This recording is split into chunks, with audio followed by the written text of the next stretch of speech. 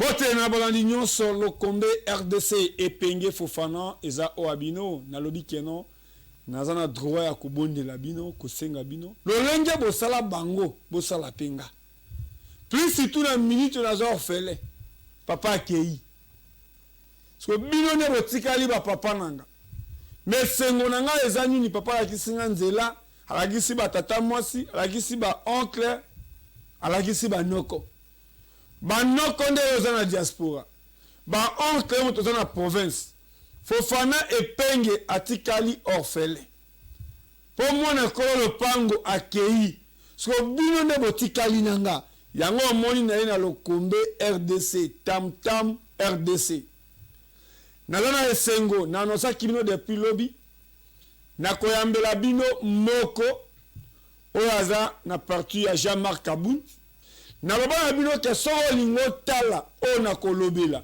tala sima mukongo nanga la partie chère na Jean-Marc Kabound photo na ye drapeau na ye couleur na ye so moto aza na droite nanga nde invité o na kotuna lolenge bakangi bango na kingo bakamuli bango Jean-Marc Kabound wale la visa Afrique du Sud. Il y a solo tolo kuta Jean-Marc Kabound à genoux. Kabound 500 gigas. Kabound a pesi pouvoir ndenge balobaka, ndenge lobamaka. Lelo Kabound a yo fuko la tabumbeki. Ni nezo 500 Kabound na Joseph Kabila. Na Denis Sesanga.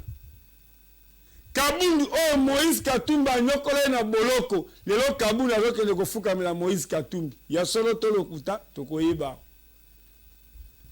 Le combat RDC, Jean-Marc Kabound à genoux devant Moïse Katumbi. Kabound a bossani ba humiliation ya boloko. Là Moïse comme gouverneur à Katanga. Ba valeur ni Jean-Marc Kabound après kotika UDPS parti au pouvoir, ko sala ye parti, ko kota boloko, mazo kene ko fuka la Moïse.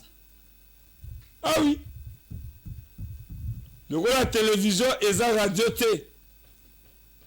Jean-Marc Kabound a donné la visa à Afrique du Sud. Il ne faut pas comprendre. Le rôle a outil prison à mon état Afrique du Sud.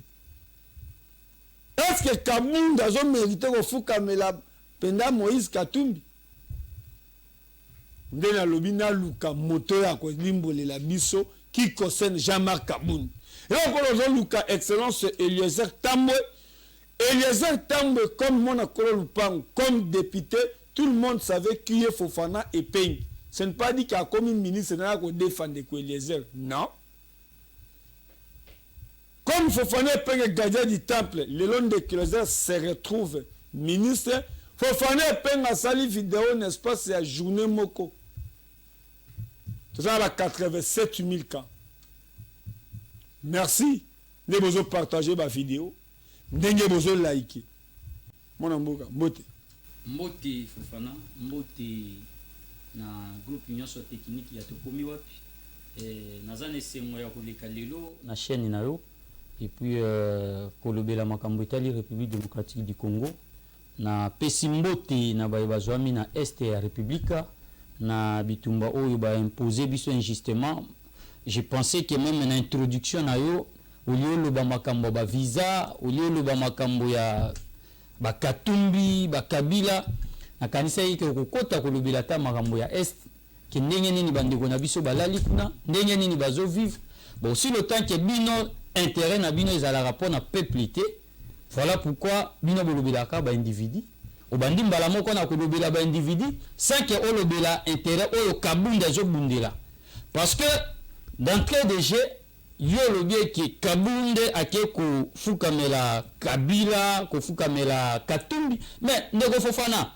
Je pense que l'histoire est rappelée à Kabiso. On le dit très bien que Kabound... On va bien qu'on ça.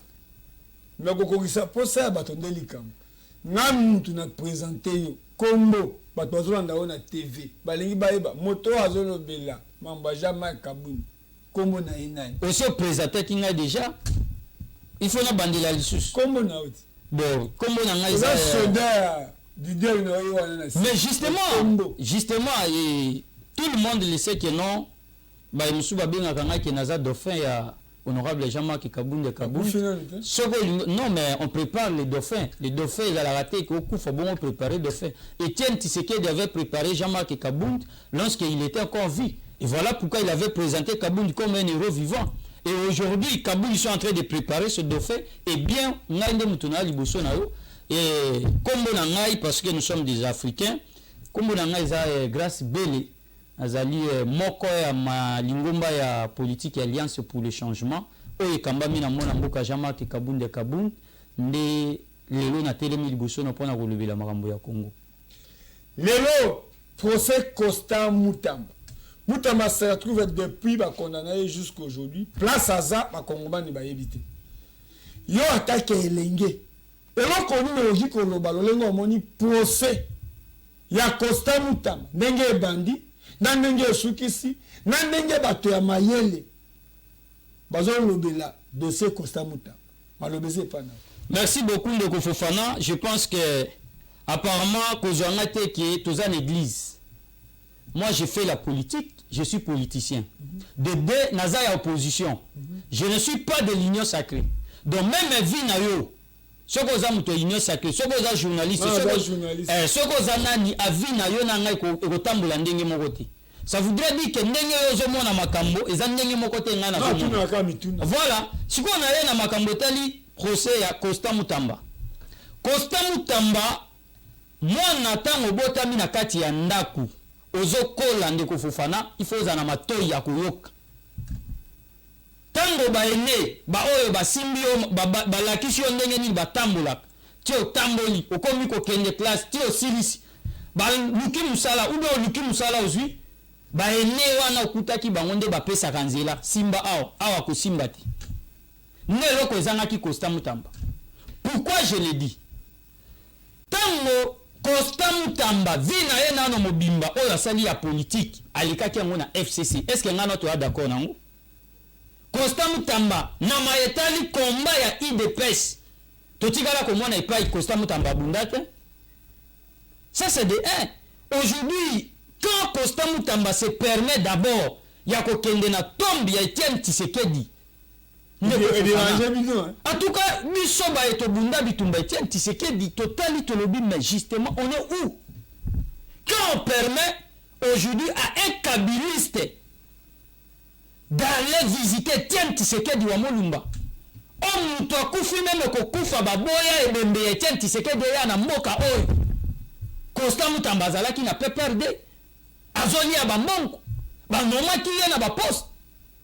Etienne Tshisekedi aza na Belgique 2 ans muto akufi ngana yo toyebi yango. Mais comment IDPS, comment maison civile oh ya chef de l'état bato baza censé ya ko protéger parce que Etienne Tshisekedi aza mutu moko même ndenge azali kondo papa na biso place azali il faut ko protéger ye Ndeko Fofana toko tikate ba anti-valeur bakende ko mona ye. Combat Etienne Tshisekedi wa Molumba na sena moyo ezalaki pona nini? Contre ba détourner des derniers publics, contre ba intouchable, contre bato e bazwa Congo et comment lokola vie privée na bango. Ndebi tumba ya papa Etienne Tshisekedi wa Molumba. Mais aujourd'hui Etienne Tshisekedi a kufi. Bozo permettre ba anti-valeur muto bakangi e pona moyibi. Bozo ndimeke kende fungola tombe ya papa Etienne et puis qui est kabiliste. L'image est allée. Constant Zoyebisa, Félix n'est pas mon niveau. Il faut du respect. Et aujourd'hui, tu as habité IDPS. Mais Félix n'est pas mon niveau, mais quand Félix soit nommé Constant ministre de la Justice. Non, mais aujourd'hui. Ça a mon capacité. Quelle capacité c'est ça? Non. Non, bon, voilà, je ne suis pas ici pour parler de la République a nommé Constant Mutamba ministre Mineta. Parce qu'il y a un moment dans le lobby moé. Ah, on a une casquette, il y a parti politique. Il y a un nazoe bisayo. Ngai na une casquette, il y a parti na ngai. Na été kolobé la IDPS. IDPS n'a no place au anti-valeur. Nde fandi. Oh, il y a surtout babande ko défendre. Le lot surtout est koufi. Bazo ça la plus. C'est que Kabila avait fait. Est-ce que moi je peux défendre ce parti? Même pas. Ne parlons pas comme ça. Vous avez deux secrétaires généraux. Kabound à l'époque, Fofana, quand on parle de Jean-Marc Kabound, ces derniers à l'IDPS, il faut beaucoup de respect. À quoi? Nous sommes partis aux élections. L'IDPS est acquis à combien de députés? Na 2018. Mais Kabound a mis ça 11 ministères. À l'époque, Tozaki n'a combien de députés? Il faut du respect vis-à-vis de Kabound. Quand on parle aujourd'hui, qu'est-ce que Kabound a fait? Il faut du respect. Kabound s'est bâti seul pour amener l'IDPS au pouvoir aujourd'hui. Et tout le monde le sait. Ce que Zaga Moutema Mabete Moutoko a ignoré le combat de Jean-Marc. Nazo Batia Fofana. Ils ont bien condamné.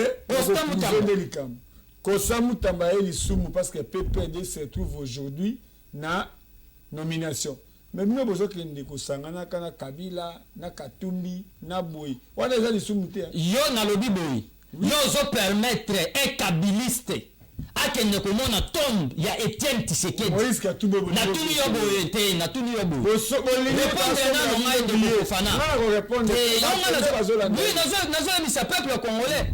Quand vous avez fumé la tombe, il y a Etienne Tshisekedi. Un kabiliste. Moutoza est kabiliste. Vina est mon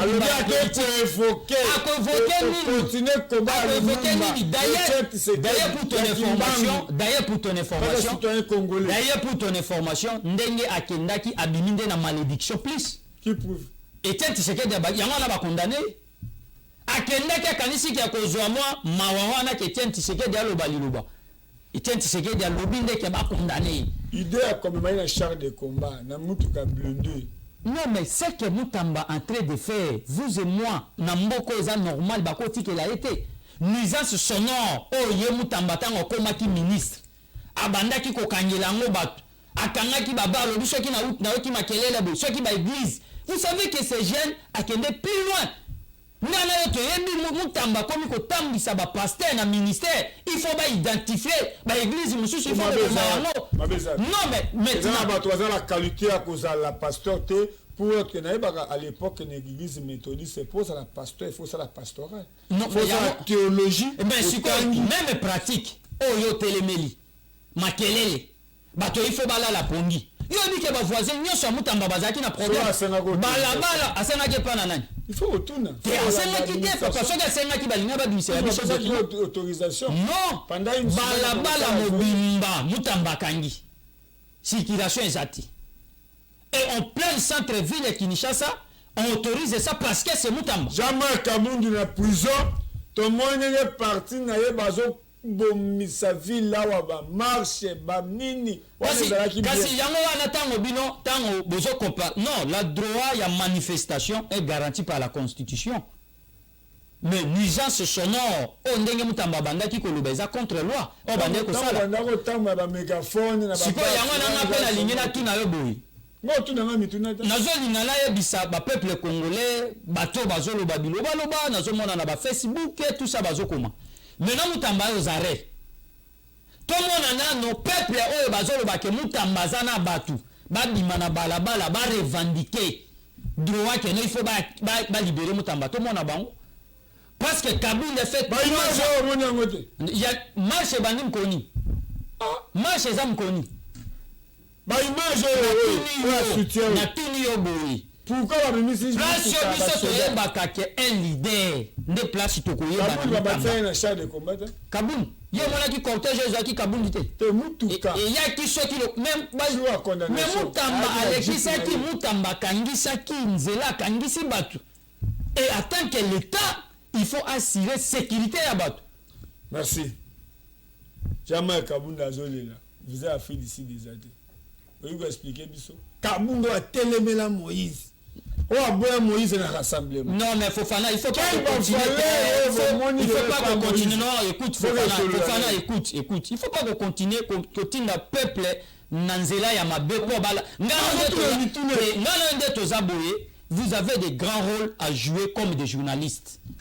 et voix na bino bato belé bazolanda yango. Mais soki bokomi ko détourner image ya peuple, bokomi ko détourner image ya bato bazolanda bino, c'est-à-dire que mboka eza mabe. Parce que yo za journaliste yo censé ya koyebisa peuple congolais o bazolanda biso na temps que makambo ezali boyi. Mais yo zo ba makambo Moïse Katumbi qui avait invité ezala biso. Tout le dernier makambo ezala biso. Ezala bato ya pouvoir, ezala opposition na pouvoir. Biso so tozalaki invité na fondation ya Tabombek. Makambo ya Katumbi ye na kati ya kosani. Makambo Kabila ye na kati awa kosala nini? Déplacement ya Jean-Marc Kabou na Afrique du Sud pour faire quoi? Non mais il y avait des conférences. Parti? Non, yokana bisayoti. Kofongola Félix. Kaboun des artisans de la paix. Place nyonso kimia et place nyonso désordre lingaka isala. Non mais mauvaise gouvernance ya bino. Lorsque les M23 bazalaki non na Zamba, ils ont en train de réclamer des dialogues avant que bakanga deux provinces wana. Vous avez refusé. Boboyaki, vous kende kutu plus loin. Non, c'est un gouvernement. Vous kende kutu plus loin na régime kolobake soki bazami bali bakota Goma. Mais on ne fait pas l'apologie ici à guerre. Toujours soutenir bangote parce que yebaki l'île Nabiso y a parti. Nous étions fermes vis-à-vis à bateau bazuba mindu pour na koboma bandeko na biso na est. To yebisi nanga ke biso toza na expérience ya makambo oyo nanga zo sala. Et puis to yebi ndenge ni bandaka pe ndenge ni suka. To koyebisa nanga ke arrêter ya koboma bandeko na ba peuple congolais parce que ekofuta eloko moko te.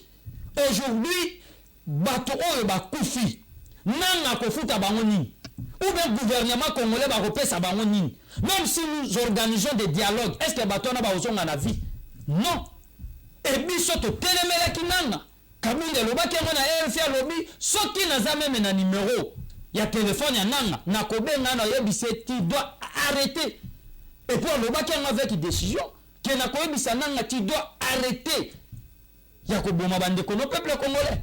Ça voudrait dire qu'en Afrique du Sud, il y avait des conférences. Conférences, c'est la deuxième édition. Oyo, organisation, il y a Tabombek Fondation, il y a plutôt Basala Kayango. Alors, c'est la deuxième édition. Ce que tout Oyo, il vraiment accent sur Makamboya Est, la République démocratique. Tabombek, il y a un exemplaire, il y a Jean-Marc Kabound, Moïse Katumbi, Joseph Kabila. Félix Tshisekedi. Bon, aux autres appels étaient nini. Invitation ya qui non, papa. Yomoko Landi yango Patrick Muyaya. Oyo za porte-parole. Mais oui, Patrick Muyaya oyo za porte-parole ya gouvernement. Aleki alobeli yango ke invitation yemi balé. Basengi ndeko Beran Kolonjeli oza chef ya sécurité chef de l'État. Basengi penani Vita Kamere. Oza président Assemblée nationale pour participer.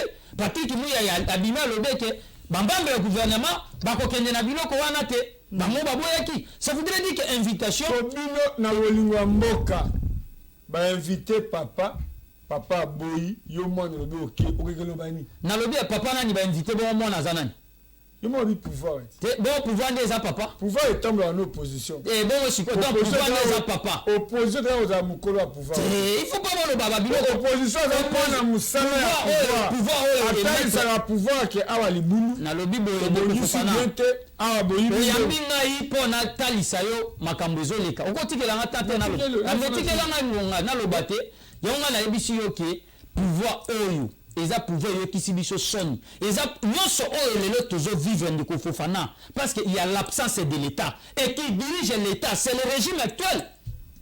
Soki tozalaki na l'État oyo penza que l'État est-ce que ba vanterie wana bananga bato lelo oyo lelo toko fana tozo lala to lobela ka bananga ils ont l'accès que l'État n'existe pas mais qui dirige l'État c'est le régime actuel. Soki bazwa ki ba mécanisme so bazwa ki ba disposition pour anticiper parce qu'il y a un rôle à l'État a la canamnésie il y a ça la anticipation il y a qu'on prévoir que ndenge tozo mona boye lobby foufou et qu'on comme à 5 000 qu'est-ce que nous devons faire le quoi ils en a 2 000 pour qu'il y ait comme à 5 000 c'est ça le rôle de l'État. Mais lorsque régime a joué batté ndenge ni anticiper makambo lelo to comme lobby la banane alors en Afrique d'ici oyo même régime ya Kinshasa epesi même ordre na ambassade ke ba octroyer biso nini visa tokende na nini na Afrique du Sud te pesa ngata opposant moko bozo pesende te est-ce que visa ya Afrique du Sud c'est quoi et to kokende na Afrique du Sud ko toke ko boka ngunda po donc yebisa na Afrique du Sud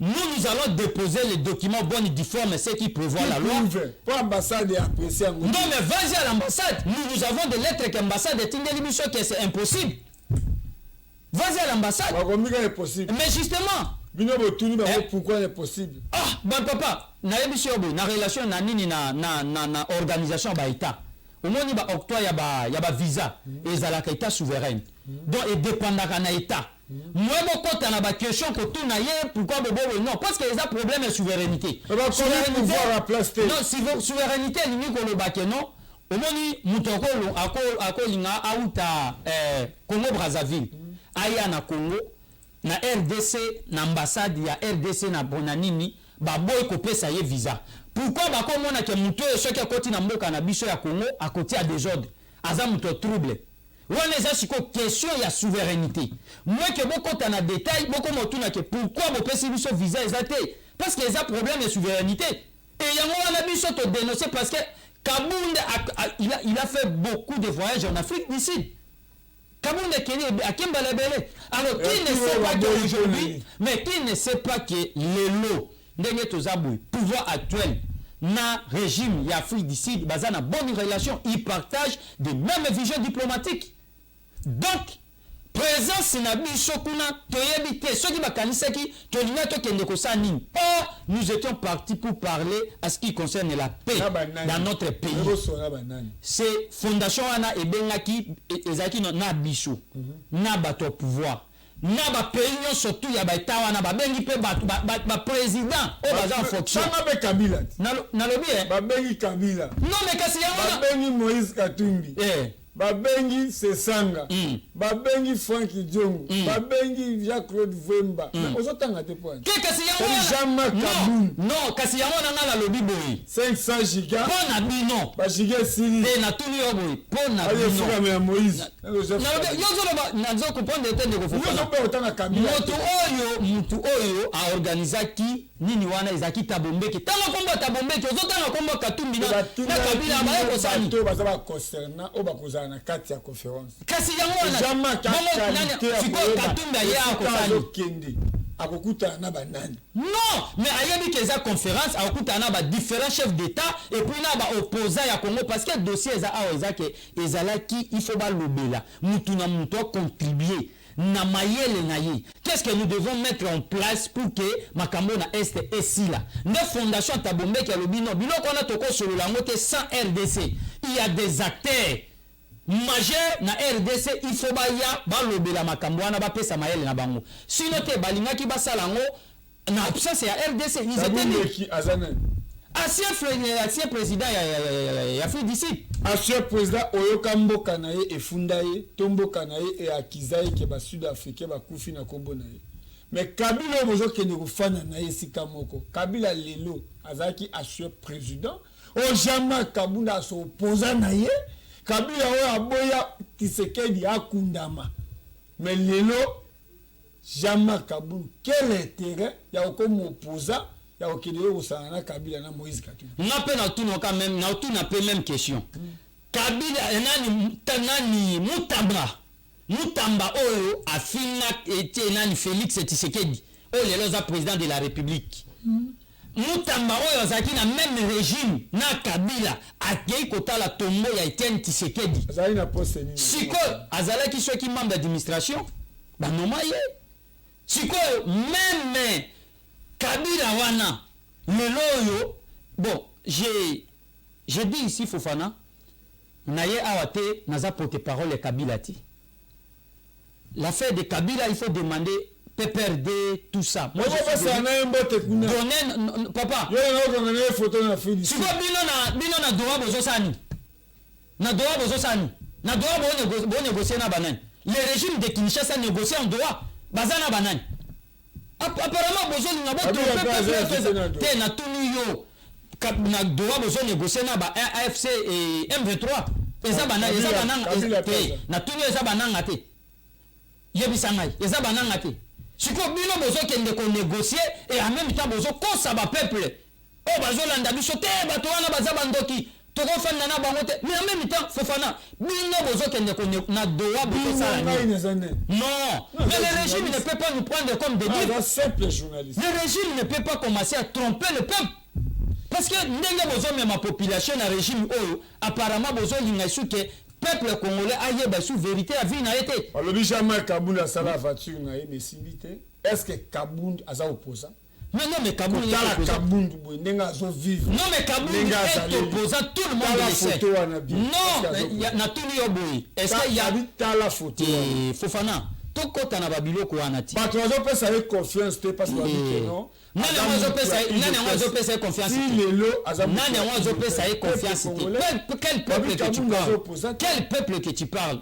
Peuple congolais. Non, nous avons des peuples derrière nous. Preuve contraire na quoi bisayo. Nous sommes seul parti politique en RDC qui donne des cartes aux membres. Oui, parce que le pouvoir est pesa binombo. Nandenge nini? Kabound c'est incorruptible. Et tout le monde le sait que mon emballé n'a pas manipulé. Kabound est incorruptible. Nous sommes seul parti. Natuni Oboye. Biso tozali seul parti politique. C'est la Sibel. Oyo tozana carte. Seul parti politique. Oyo tozope sa carte. Yango nga nazo yebisayo. Mais biloko avec une nouvelle technologie za biloko pamba. Mais biloko pamba kasi yango na tuni yo boye. Biloko pamba bosala yango. Ça montre que nous avons des peuples derrière nous. Parce que efficacité à parti politique baye bakango na octroi ya ba carte ya membre. Parce que des partis on a beaucoup identifié que nous avons déjà combien de peuples qui crient à notre vision. Mais nous na carte alliance pour le changement peuvent contrer yango que nous avons des peuples qui est derrière nous. Nous avons des cartes. Bon, organiser dialogue to organisation ya kosangisa bato moko na kati ya mboka il faut okende libanda osota bato wana Kabila Moïse Katumbi Sesanga baza po mena mboka te bango mo mi komisi ba opposa libanda sikoyo na lobi boy tozala no craindre tozala nano toloba no vérité ngai na yo na plateau totika no pe kokosa peuple tolinga pe toyebisaka nano population bazolanda biso vérité crise ya lelo na mboko ngana lelo tofandi tolobela crise eza banani bato batia ba désordre eza banani est-ce que crise est-ce que okotangela nga ko eza mauvaise volonté bon voilà nandimi kaka na ndenge na yo crise eza nandimi kaka na ndenge yo kozoela bato baosa ba désordre na komona bango eza banani au monde ozokoka otanga te mais peuple ozolanda biso nanga réclame quoi non mais yango wana sikoyo bato baotia ba désordre kombo wana otangi te sikoyo bato wana est-ce que baza na possibilité natuni yo boye est-ce que bato wana baza na possibilité ya koya Kinshasa est-ce que bato wana baza na possibilité sikoyo nanga réclame quoi sikoyo tango ngana yo tofandi tozo il faut tofanda totuna nanga. Le régime pour que le président de la République andima dialogue qu'est-ce que vous réclamez surtout entre nous les Congolais tofanda total en face Ndeko Fofana totuna nanga nini oyo ozoluka nini yebisa biso nanu mais pourquoi bozoboya tofanda totuna biloko wana. Merci nabanza keno bako point d'explication qui concerne Afrique du Sud. Jean-Marc Kabound, Mayamona Moïse na Joseph Kabila ezate. Tika biloko wana nazoyebisa yo Fofana. Lobake moyaki ambassade Lobake alinaki akende na conférence ya Tabombeki. Kolobate ke no akende mona Katumbi na nani na Kabila. Jean-Marc Kabila kozala. Na tuni yo boye. Tango zoloba makambo na doa bozo négocier na banani. Ngai na za doa ta. Omoni sikoyo. Mais il faut pas koloba biloko wana loba ke bapekisi Kabundi baboyi kopesa Kabundi visa pour que akende visa ezana ba réseau bato bapesa visa papa na lobe visa na Afrique du Sud est-ce que eza c'est pas ça visa non tu as biloko wana papa qui sait pas qu'aujourd'hui le régime de Kinshasa le régime de Tshisekedi entretient de bonnes relations diplomatiques na régime ya Sud le régime de Kinshasa bango balobi que no tabumbe kazana qualité te ba raison même posi mais na lobe boyi tabumbe ki yango na loko na il faut to expliquer peuple congolais o bazolanda biso na oui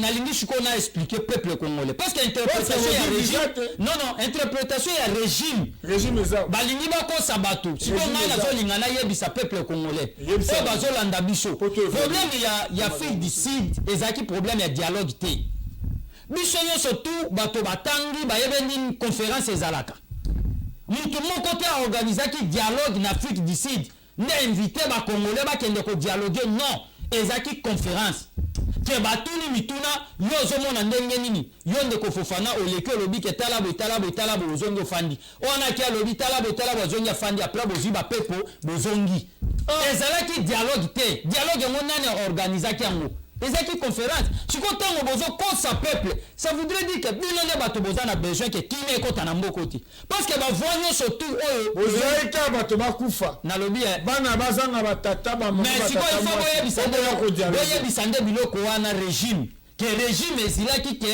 bato bakufa que peuple congolais bakufa après nde sikoyo akoma koluka kimia est-ce que na mission ya l'état ezalaka bon na uti kolubango awa que tant tokotaka na bokonzi ezalaka pona ko garder sécurité ya peuple otozo diriger to pesa ye mai to pesa lotiliki peuple atambola kimia peuple azala na kolia peuple amela c'est ça combat ya Jean-Marc Kabundi place oyo zo pesa désordre Kabundi zo kende place wana pona ko pisa kimia penda opposant yo na zo ebisa yo aza opposant siko yo zo dute na opposition ezani opposition VIP boy. Il y a VIP à dans les oppositions à VIP. Assemblée nationale bazana wifi te mais bino na siège bazana wifi. C'est juste un problème d'organisation. C'est ça un nom donc ça voudrait dire que nous appelons des peuples congolais quoi adhérer na vision kolandamo na mboka Jean-Marc Kabundi non mais là on tire l'article c'est Mukumba. Il tenait la question wana tuna Kabuya qui dirige aujourd'hui ceux qui peut dire pour IDPS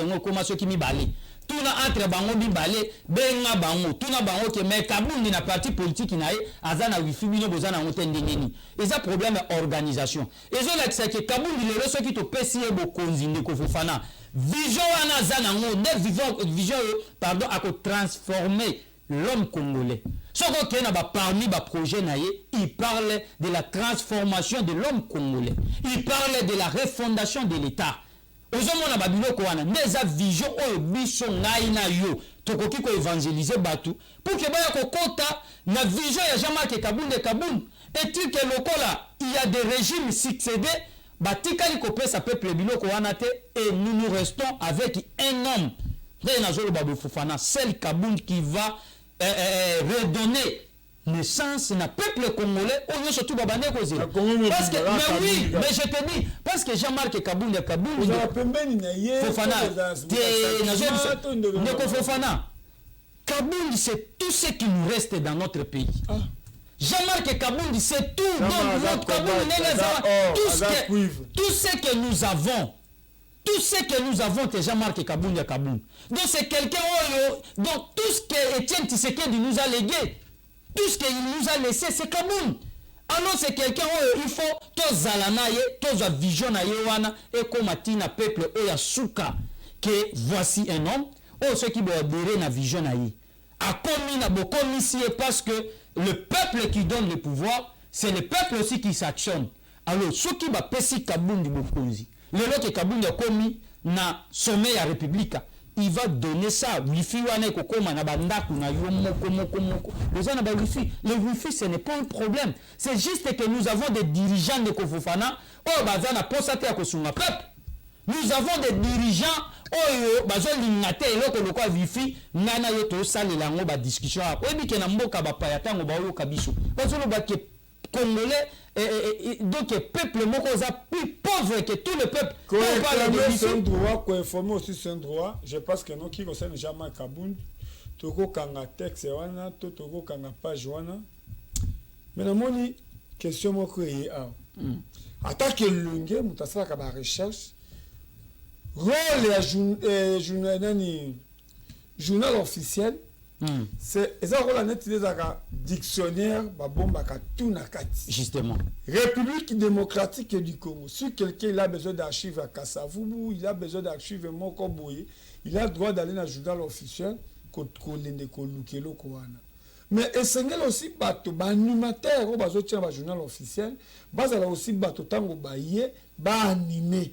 OK? Et ça ko la lelo, tu peux refuser tout, mais passage à Jean-Marc Kabound dans l'Assemblée nationale comme premier vice sur l'Assemblée, tu s'attends quand même moi makambo belé, peut tu apprendre même à ba couche sur makambo à travers la premier vice sur l'Assemblée nationale.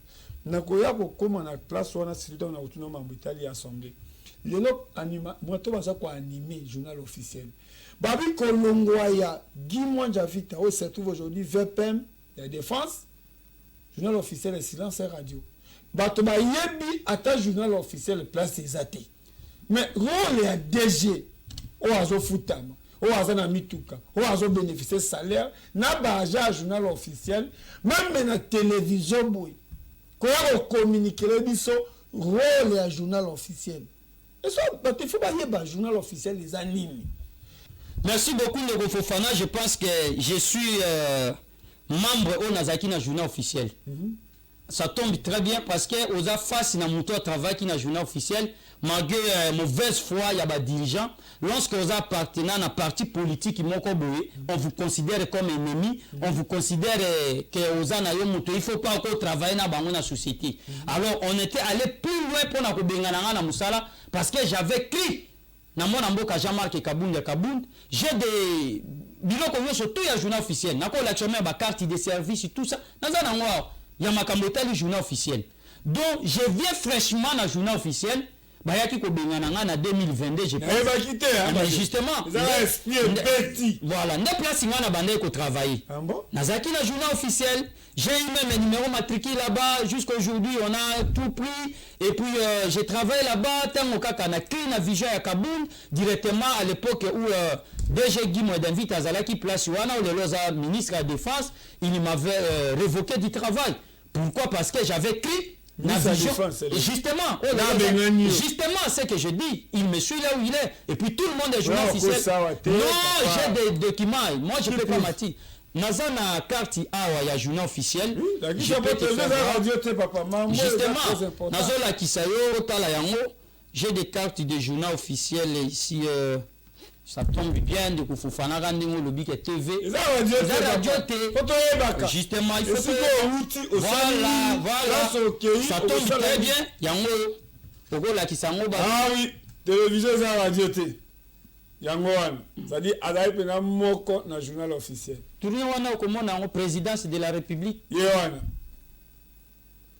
Ah oui, na Okangami me da photo beaucoup nango. Voilà. Donc Nazalaki même na kati ya journal officiel to na ba département nazalaki na oyo ba benyango archive et documentation là où j'ai travaillé vous comprenez nazalaki lokola attaché ya première classe vous monde ne place nga nazalaki et lorsque j'ai écrit à Kabound tout le monde se sentit mal à l'aise ba moni que non awa ko fanda te aux Kabound ya koma ke le ma battre c'est des ennemis donc ennemi on m'a chassé du boulot le boulot où aujourd'hui, pour chasser un fonctionnaire, ils ont un problème. Mais le régime trouve ça normal. J'avais mon numéro matricule, j'avais tout. On a tout pris. Et puis, on m'a révoqué du boulot. Le journal officiel. Mais nous parlons maintenant de journal officiel. Est-ce que vous savez que le journal officiel a des grands rôles à jouer dans notre pays? Le journal officiel a des rôles à jouer dans notre pays. Parce que les lois surtout, surtout, il y a Moka. Moto publié à journal officiel. Modifier code boye. Il faut le journal officiel. Journal officiel n'est qu'au talisango batu. Que le monde loi tel. Modifier yango. On a échoué chez eux ça le matin. On a laissé l'équipe. Tokomina oyo. Nibeko bebimi. Ordonnance chef de l'État. banome yo zanani bato bakende kozwa ngo wapi na journal officiel bamakambo etali parti politique ezalaka publié wapi na journal officiel. Mais lorsque aujourd'hui dans notre pays tout est devenu politique, tout est devenu appartenance ya bato misusu nde bakoki ko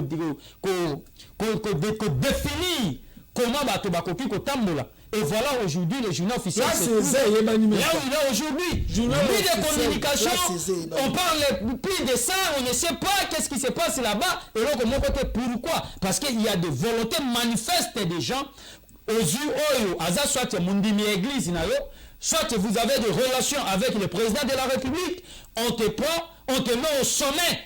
Il y a toute une entreprise comme ça. Et puis, na IDPS. Et c'est ça le problème au Bissot Lobaka. Aujourd'hui, ceux qui le lobato bazol la IDPS. Mais mon frère, des fois ça y a nan. Bon non, il y a IDPS babundi. Est-ce qu'il n'y a pas d'entre eux qui est très intelligence à quoi diriger le quoi déjà dans le journal officiel? Il y a déjà une entreprise de la Gani. Mais sur quoi déjà mais directeur général, il supervise, il oriente, donc il distribue. Là c'est voilà, c'est lui qui dirige l'entreprise. C'est lui qui commence, il est comme les cerveaux motrices. L'entreprise. Place où les abotés, il faut ça là-bas. Place où les abotés, il faut battre dans la mobile. Battre qu'on joue. Oh, les autres DGA dans le journal officiel. Cher ami, on doit être sincère dans ce pouvoir. Il y a des gens qui s'est battu pour ce régime. Mais battu quand ils causent de l'autre côté, ces jeunes, comme il étudiait, Azaki étudiant à Yelika, il était aussi assistant. Il y a professeur Sambo. Quand Nani DG, Nani Guimo David a commis un DG dans le journal officiel, on prend ces jeunes, ils venaient fraîchement de Tilengi. Ayaka Kotanga classe, na Yelika, il a fini. Le professeur Sambo est le co-assistant. Alors, à l'époque, comme DGP Guimo Danvita, Azalaki, assistant, il y a professeur Jean-Louis et Sambo, Bazouye, Bazalaki, Wana, à comme le collègue, il y a Guimo Danvita. Vous comprenez Nani Fofana. Tant Guimo Danvita, le chef de l'État, a nommé DG, à Zumona Wana, Patrick, Oleloza DGA, a commissionné dans le cabinet Naï. Bakomi ko travailler Naï. J'étais là, il était là aussi. Ce que je dis ici, parce que je sors de là. Vous comprenez?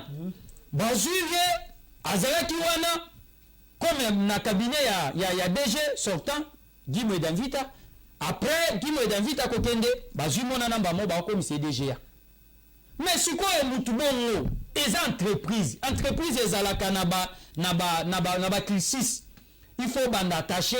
Première classe, deuxième classe, attaché du bureau, chef du bureau, au commis chef de division, au commis psycho DG. On voit que maintenant il y a l'expérience. Mais si, revenons maintenant, ce qui est que poste on a poste politique.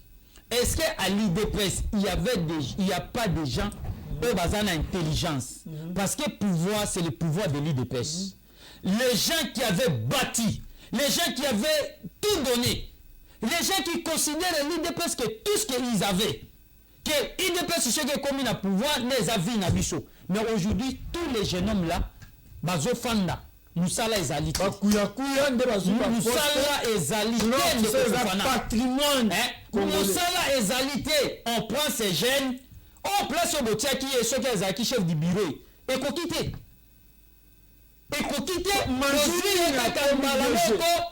DG. Maintenant, on commence à DG. Ce qu'on connaît avec des Baimani Dioko, Banani, docteur. Banani, Yves Bouya, Yves Azalaki, Yves beaucoup Azalaki, ministre. Quand on le mot ministre, on commence à DG, Bated, Bajen basé belé, Amisi, Banani, Mouké. On a joué babango belé ba diabanza oyo bazoleka est-ce que batouana ba koki ko bénéficier na ordonnance ya chef de l'État et on prend ces jeunes le loyo ba commissaire DGA. Mais qu'est-ce que maintenant il donne? Est-ce que si qu'on élimine tout na yo Fofana, est-ce que mutu bongo combattant o ya IDPS o ya bundela ki IDPS ce qui est commis na journal officiel, est-ce que mutu ana ko yebaye? C'est ça. Est-ce que Moutou Oazawana akoyeba que non, celui-ci c'est combattant. lelo olenge mboki ezotambola bandeko oyebi ke un montant ozotala sikoyo bato oyo bayebaka nyonso bazokritike geno azokosa azosala papa carte na ye yango atake fonctionnaire balongoli ye na mosala mpo na sentiment moko boye lelo ozosala boye ebana na yo sor na bango lobo oyebi te mpo parce que yo se trouve général ozobloke bana général mosusu papa lobi yo mpo okozwa retraite okotonga villa ozozwa so ya villa lelo mais lobi okokoma niveau makolo elembi okomotala villa na maboko makambo atala kosala ata traité makasi ata traité ya sincère otiaki eza su te ndeko nanga mambo ezoleka na assemblée nationale lelo tu as vu Vital Kamerhe se relève un bon matin alobi ke non etikali moke babanda kozwa mbongo ata ya bana to ya nini mpona kokipe assemblée nationale mais nzambe na bolingo na ye Doudou Famba ye na assemblée akompanyaki soki ministre moko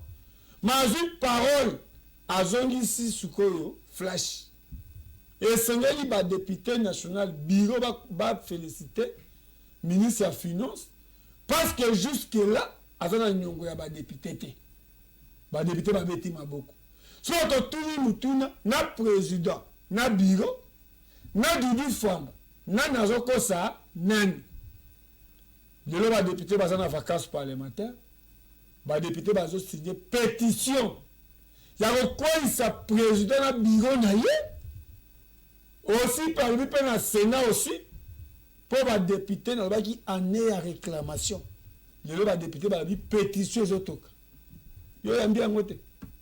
Merci beaucoup Ndeko Fofana. Je pense que l'Assemblée nationale et les institutions les monene.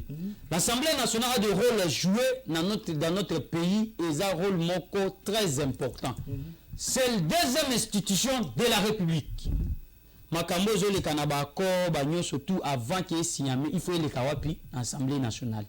Nous je pense que l'Assemblée nationale est un poumon oyo et servi à Kamboka.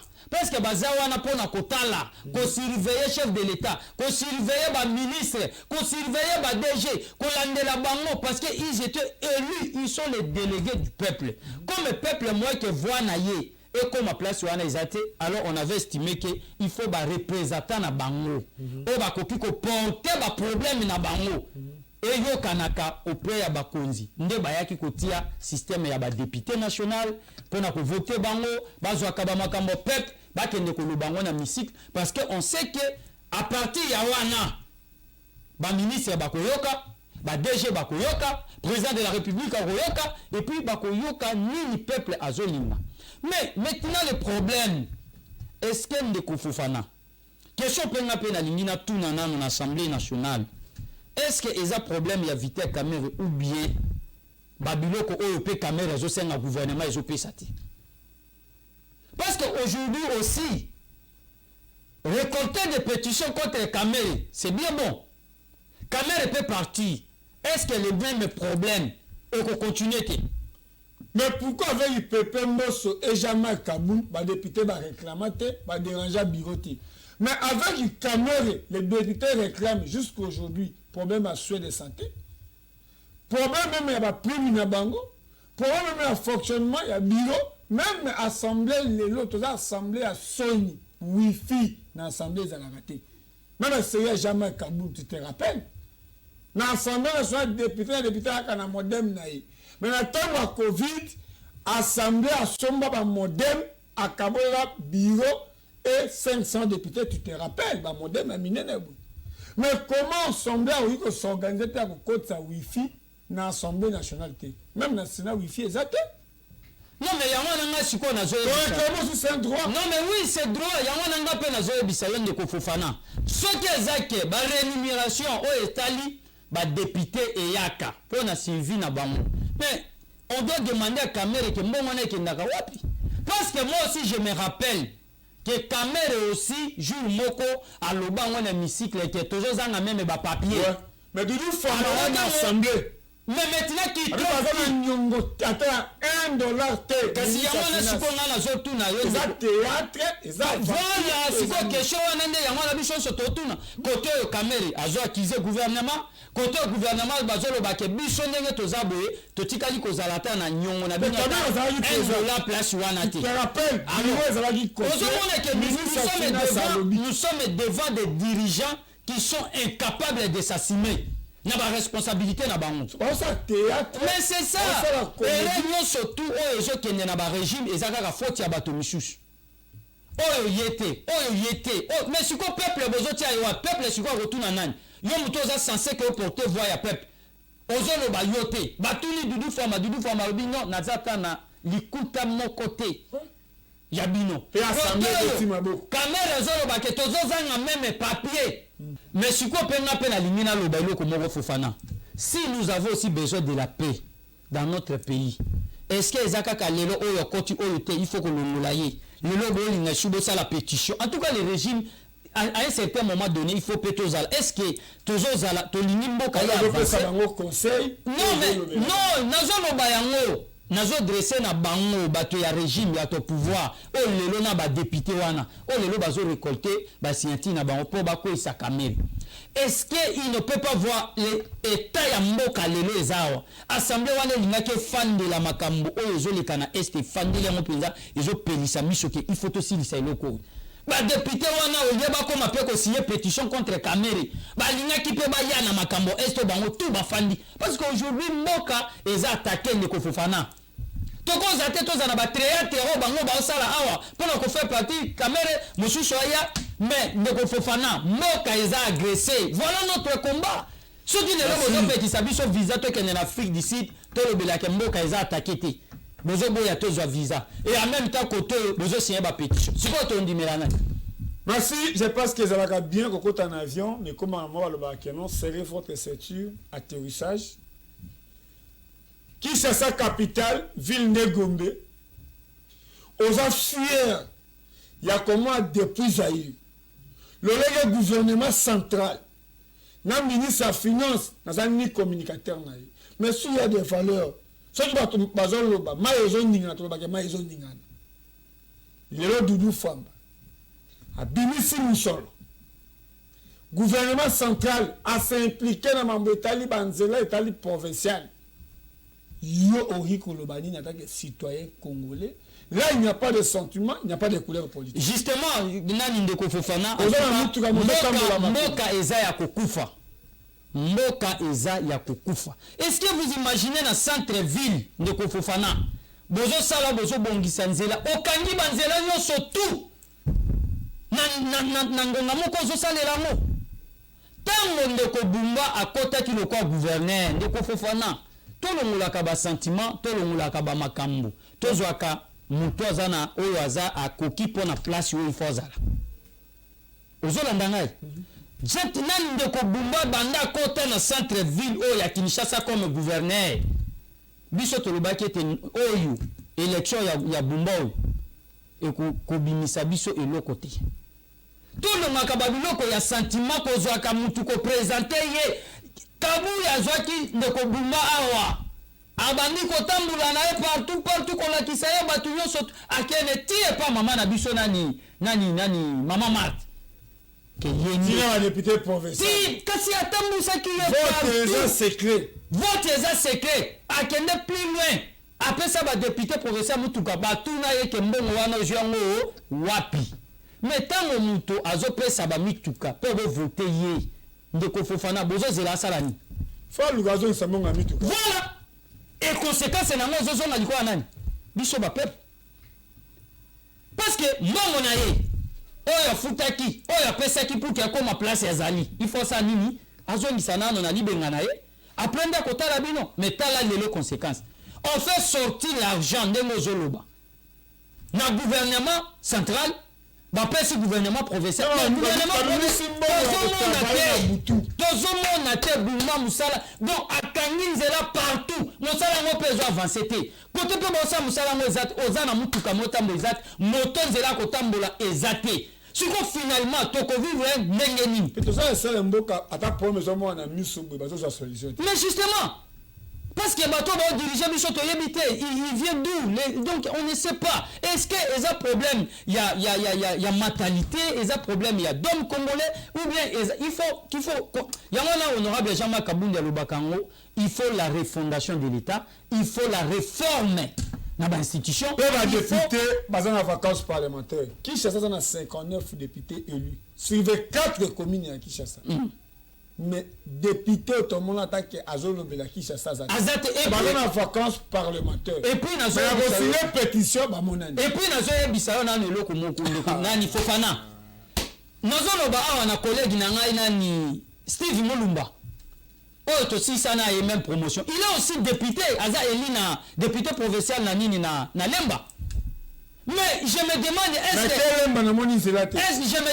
est-ce que Yves Mulumba, oh il y a banda qui koloba tant azala qui na opposition. Na ndenge lelo koti, na ndenge nazotu na ye question na peuple pe balingi ba yeba. Steve Mulumba, est-ce que zo mona ville ya province Kinshasa ezo zala ndenge? okomona te ke ata député moko ozota maloba bakondane ata gestion ya nani ya Bumba eza te. Mais Mike Mukeba il s'est félicité. Il parle seulement de Kinshasa. Mais justement, Mike Mukeba avec Ngobila c'était terrible. Yozo Tambo na Kinshasa.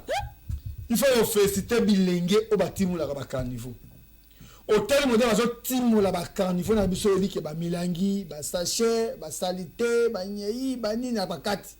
Mais mabele wa tati nzela alemba banda oasis si okoma ata na église ya pasteur Golipoy babulisi mabele mabele na valeur ya 1 mètre na makadam ezolongwa te motuka koyola ngo ezate so otali côté ya stade de martyr na moni yango na lemba na moni yango na rigini so rôle ya ba bougumestre rôle ya ba chef de quartier rôle ya gouverneur parce que ba bougumestre doit représenter gouverneur de la ville ba bougumestre robera esika ba wenze ba espace vite so otali funa mobimba wenze sérieux zate to kanisa neti cimetière Kasavumu ba kotongela ngo wenze ebongwani ba mapango so okena route Matadi zela Selembao le accident chaque jour reprendre ba kolobate ozotala gouverneur ya Kinshasa ezaka pona kozwa ba gilet ko tia logo hôtel de ville to ba kokangami tukana banzela to ko gouverneur c'est ça ko prévoir ozuna nous reprendre ba to kufaka chaque année chaque mois solution c'est compliqué et puis batona ko kende plus bien Fofana batona bazo sa ba salité ba olongola ba biloko wana so kuta na bango et yana kozwa ta 500 na melamai est-ce qu'il y a kozwa ta 1000 francs na melamai? Ozo senti que les peuples sont en train de souffrir. Ozo pesa bango misala zana ya makasi ya kolongola ba biloko wana mais bazo zanga même 500 francs ya komela mai. Siko mboka ngo tozo kende wapi? Ah, nous sommes ici émission. D'accord, na goma pona ba victime. Et puis je pense que les seuls musiciens oyo apesa Kagame mbote ya kotala na Longibo. C'est fali plus pas. Na ebite so mona image wana akuta na okenda pasteur Gilles Bumba honorable Eliezer tokenda na site ya Mobunga topesa bato ya Masisi de bozo mona ba image papa yo yeawa jamais Kabound jamais manisa komba ba bikeno ya bino parti secrétaire général bino ayebanité te secrétaire général c'est yo alina ko na parti na bino siège ezalaka wapi bosana ndenge ni te biso ba parti ndenge ni mutu moko te eza na diaspora eza na parce que biso toza partout na ba Afrique d'ici partout dans tous les provinces partout toza na ba diaspora partout France Londres Belgique partout toza ba siège eza et puis awa na Kinshasa toza na 11e rue na face à face na IDPS chaque fois toza wana le secrétaire général il est là nous ne sommes pas un parti où éco ça la populi nous avons changé le système de la classe politique vous savez il y a kozwa un secrétaire général azala Katiakou babena ba secrétaire général non mais oui le secrétaire général il est là justement mais oui le secrétaire général il est là ce que on a besoin et sur la naïe tindela invitation akoya installé wapi na province ni na voilà akoya bisayo nyonso parce que c'est lui qui gère les partis au quotidien. C'est lui qui gère les partis au quotidien. C'est déjà parti ça. Et ça na 11e na face IDPS tout le monde sait mutonyo so na Kinshasa. C'est comme une référence. Et ça na face na 11e rue. Merci. Non mais IDPS yo kana no papa. Au-delà de tout, nous devons dire, IDPS c'est un patrimoine national. Ok? IDPS c'est combattu à Bandi Balitine les lotis. Donc, référence à ce que Yabisi Moutouke, non, parti à Bichozana face à IDPS, est-ce qu'il y a un problème? Dans la caméra, on a tout nioté. Puis na lingi ba to ba benga pour l'information à partir na biso agent marketing na binoté numéro nao ya téléphone pour na zaki déranger l'émission à liboso makasi. To ito mona jamais Kaboun pesa biso numéro ya jeune wana caméra nao ya ngwa. Merci beaucoup Ndeko Fofana na sepeli na le lenge to lobeli makambo mboka to fingi mutute to pesi ba point de vue na biso na o etali ke mboka il faut marcher ce que zo sala o ezo sengela te biso to koloba parce que c'est garanti par la constitution. Nous sommes de l'opposition, notre devoir de dénoncer bino bato boza na régime bozo travailler pour que bo bongisa biso alliance pour le changement toza na 26 provinces toza implanté partout et puis na ba diaspora tozali ngata zanta na kobanda koleka awa mutu nyonso kozala na besoin pour que a contacter ngai ayamba abenga ngai téléphone ezalaka 24/24 ikangamaka te pour on appelle ça yo adresse ya parti oza partout dans le monde entier obeninga na 085 16 19 545 085 16 19 545 wana ikangamaka te naza sur WhatsApp Facebook naza na X na ba continuer surtout la plateforme numérique nazali oko contacter na place wana na kopesa ba directive ya parti na kopesa yo ba comment parti fonctionnaka na kotindela ba projet de société na biso même na adresse email na kopesa yo ba statut na biso na kopesa ba email du parti. Tout ce que vous avez besoin de se renseigner sur l'honorable Jean-Marc Kabounda Kaboun, vous pouvez contacter na numéro 1. Na pesi honorable Jean-Marc Kabounda Kaboun Mbote, président national Nangai, Wazasima. En tout cas, le combat qu'il est en train de porter, c'est pour le peuple congolais et nous sommes convaincus que demain sera meilleur. Merci na équipe nous sommes accompagnés na est tous en droit na RRT. Moi je pense que non Eliezer Tambwe azanzoko ya munene oyo pona kusasa ifo za na mbeli ya bino. C'est ça na lobi qui a la responsabilité ya kosakana te. Moi je pense que non là où se trouve Jean-Marc Kaboun autre salarié je pense que va salarié ba émission ebele mais il moko azo sentir derrière nous Eliezer à s'organiser avoir comme un ministre que ça nous avons droit ya combattre la patrimoine oyo pese ngoza ke eza mwana eza leki o ayebi ba relation na ye o ayebi besika outi j'ai pas tout dans droit na RRT yango ba moni ke non Fofana epenge tokomi wapi ezali mais le combat RDC c'est une façon de comprendre que non j'ai eu quelque chose ou bien na apprendre ou bien na apprendre ou bien o batangi singa na tchena mutu to na tchete ndebo comprendre le combat RDC tokomi wapi eza bisika oyo Fofana epenge azo lobela bokomona ke non tous en droit na RRT. Je dis merci à Manix Kembolo, à Mon Sulubaki, Didier Kikou, pourquoi pas Voldi Ndoton, bato baza ko assistenga. Ponga ina suki aw, bangonde bakotia ndembi, bangonde bakotia boy, bangonde bakosala boy. Po bino bo sepila, mais azana besoin ya soutien na bino.